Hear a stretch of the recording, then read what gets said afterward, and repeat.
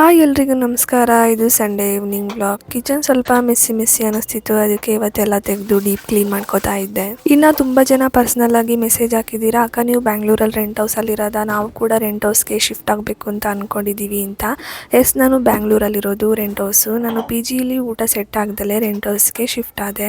ಇನ್ನು ನೀವು ಕೂಡ ರೆಂಟ್ ಹೌಸ್ಗೆ ಶಿಫ್ಟ್ ಆಗೋ ಪ್ಲಾನಲ್ಲಿ ಇದ್ರೆ ನಿಮಗೆ ವರ್ಕ್ ಏರಿಯಾ ನಿಯರ್ ಬೈ ಇರೋ ಥರ ನೋಡಿ ಸರ್ಚ್ ಮಾಡಿ. ಇನ್ನು ನೋ ಬ್ರೋಕರ್ ಆ್ಯಪಿಂದ ಕೂಡ ನೋಡಿ ಸರ್ಚ್ ಮಾಡ್ಕೋಬಹುದು. ನನ್ನ ಸಿಚುಯೇಷನ್ ಹೇಗಾಗಿತ್ತು ಅಂದರೆ, ನಾನು ಪಿ ಜಿಯಲ್ಲಿದ್ದಾಗ ಓನ್ಲಿ ಒನ್ ಟೈಮ್ ಊಟ ಮಾಡ್ತಾ ಇದ್ದೆ, ಇನ್ನು ಮಿಕ್ಕಿ ಟೈಮಲ್ಲೆಲ್ಲ ಔಟ್ಸೈಡಲ್ಲೇ ತಿನ್ಕೋತಾ ಇದ್ದೆ. ಸೊ ಈ ರೀಸನಿಂದ ನಾನು ಒನ್ ಆರ್ಗೆ ಶಿಫ್ಟ್ ಆದೆ. ಇನ್ನು ನಾನು ಪಿ ಜಿಯಲ್ಲಿ ಪೇ ಮಾಡೋ ಅಮೌಂಟ್ನೇ ನಾನು ಇಲ್ಲಿ ಪೇ ಮಾಡ್ತಾ ಇದ್ದೀನಿ ಅಷ್ಟೇ. ನೀವು ಪಿ ಜಿಯಿಂದ ರೆಂಟ್ ಹೌಸ್ಗೆ ಶಿಫ್ಟ್ ಆಗೋ ಪ್ಲಾನಲ್ಲಿದ್ದರೆ ಆರಾಮಾಗಿ ಶಿಫ್ಟ್ ಆಗ್ಬೋದು. ಇನ್ನು ಇವತ್ತು ನೈಟ್ ಡಿನ್ನರ್ಗೆ ಪಾಲಕ್ ರೈಸು ಹಾಗೆ ಸಮೋಸ ಮಾಡ್ಕೊಳ್ಳೋಣ ಅಂತ. ಫಸ್ಟ್ ಇಲ್ಲಿ ಸಮೋಸ ಮಾಡೋಕ್ಕೆ ಆನಿಯನ್, ಜೀರಿಗೆ, ಚಿಲ್ಲಿ ಪೌಡರ್, ಧನಿಯಾ ಪೌಡರ್, ಚಾಟ್ ಮಸಾಲ, ಸ್ವಲ್ಪ ಸಾಲ್ಟ್, ಅವಲಕ್ಕಿ ಹಾಗೆ ಕೊರಿಯಂಡರ್ ಲೀವ್ಸ್ ಹಾಕಿ ಚೆನ್ನಾಗಿ ಫ್ರೈ ಮಾಡ್ಕೊಂಡ್ರೆ ಸ್ಟಫಿಂಗ್ ರೆಡಿ ಆಗಿಬಿಡುತ್ತೆ. ಇನ್ನು ಸಮೋಸ ಬೇಸ್ನ ಚಪಾತಿ ಥರ ಲಟ್ಟಿಸ್ಕೊಂಡು ಲೈಟಾಗಿ ತವಾ ಮೇಲೆ ಬೇಯಿಸ್ಕೊಂಡು ಸ್ಟಫಿಂಗ್ನ ತುಂಬಿ ಟ್ರಯಾಂಗಲ್ ಶೇಪಲ್ಲಿ ಫೋಲ್ಡ್ ಮಾಡಿಕೊಂಡೆ.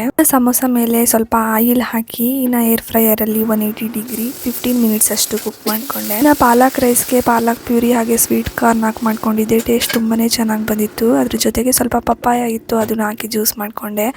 ನೋಡಿ ಎಷ್ಟು ಚೆನ್ನಾಗಿ ಬಂದಿದೆ ಸಮೋಸ ಅಂತ. ಇದಾಗಿತ್ತು ಇವತ್ತಿನ ವ್ಲಾಗ್. Thank you.